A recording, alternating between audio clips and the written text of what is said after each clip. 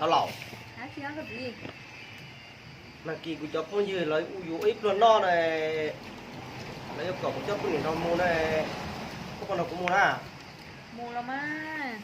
là thứ hai chê là thứ giàu là chê mua chứ mà mua con chơi tao mua mà ta xìa này tôi tớ một con nào chỉ một coi nào cũng mua của con chơi mua đó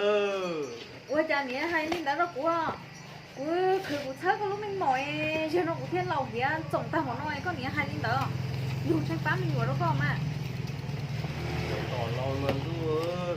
có gì chè của mua giờ của cháu có mình mỏ của cháu có lúc con bè xưa mà cũng chơi trái con đâu cũng mua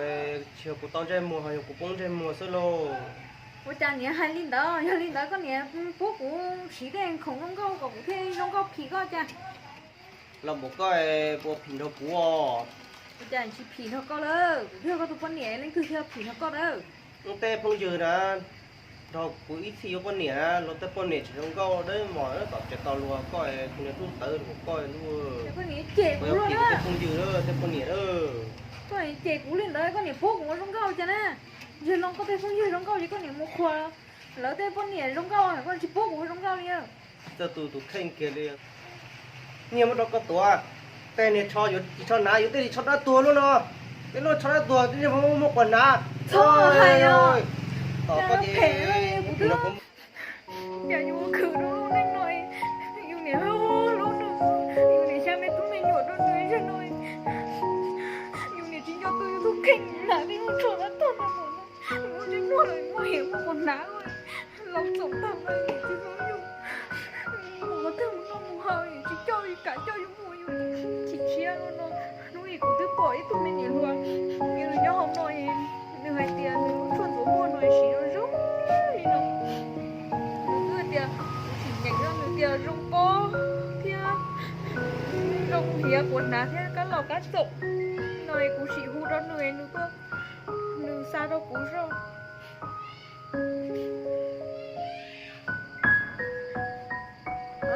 con nó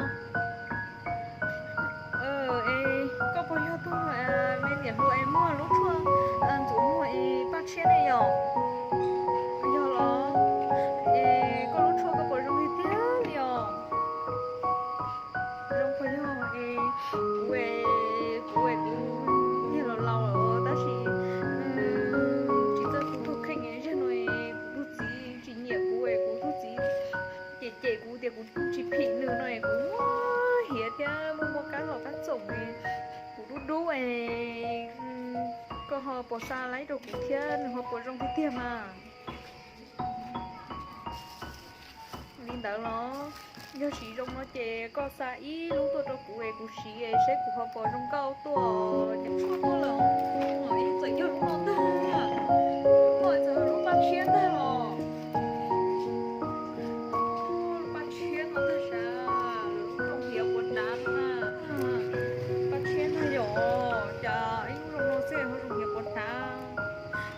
tàu rung cao thiếu muốn để sấy thì xong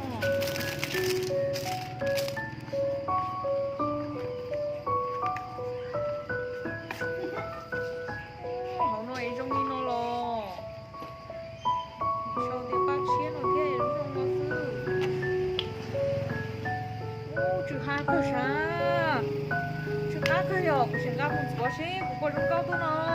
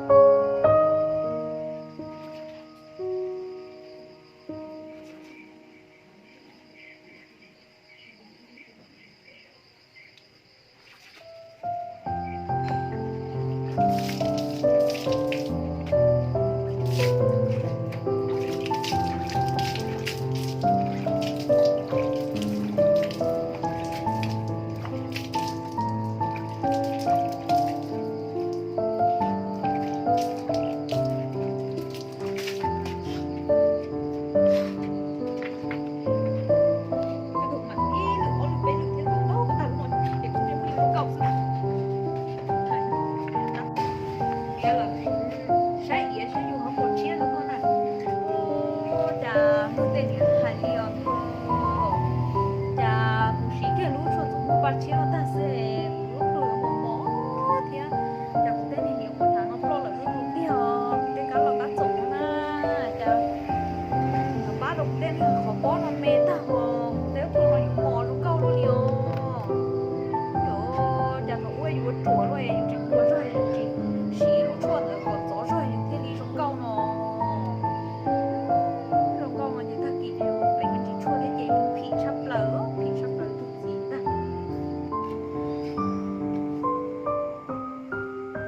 Thảo, ừ hello, chị na không chịu na, mua ha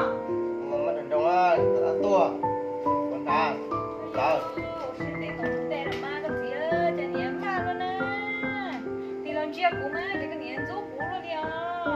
Tao lẩu, ô, con nè, có rồi, cho nó tụi đi ha, tao lúc này tiền đấy,